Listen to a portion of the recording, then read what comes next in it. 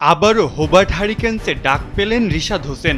গত বছর সুযোগ পেলেও খেলা হয়ে ওঠেনি রিশাদের, তবে তাকে ছাড়াই চ্যাম্পিয়ন হয়েছিল দলটি। তবুও তার প্রতি এত কেন ঝোঁক হোবার্ট হারিকেন্সের? বিগ ব্যাশের মতো ফ্র্যাঞ্চাইজি লিগের চ্যাম্পিয়ন দল হন্য হয়ে খুঁজছে বাংলাদেশের এক লেগ স্পিনারকে। ভাবতে গেলেও অবাক বনে যেতে হয় কিছুটা, কেননা বছর দুয়েক আগেও দেশের ক্রিকেটে লেগ স্পিনার যে ছিল এক সোনার হরিণের নাম।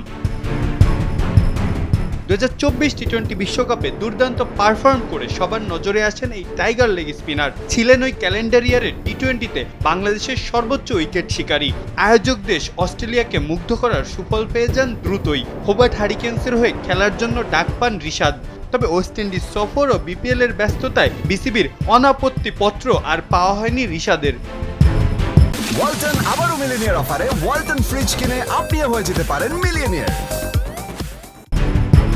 তবে রিশাদকে ছাড়াই চ্যাম্পিয়ন হয়ে যায় তার দল। তবে তার প্রতি আকর্ষণ এখনো মোটেই কমেনি দলটির। আগামী মৌসুমের জন্য ড্রাফট থেকে সরাসরি তাকে আবারও দলে ভিড়িয়েছে হোবার্ট হারিকেন্স। বোঝাই যাচ্ছে তার চাহিদা আসলে ঠিক কতটা। হবেই বা না কেন, সম্প্রতি যে আরেক ফ্র্যাঞ্চাইজি লিগ পিএসএল এ ঘূর্ণিচাঁদুতে বড় অবদান রেখেছেন তার দল লাহোরকে শিরোপা জেতাতে।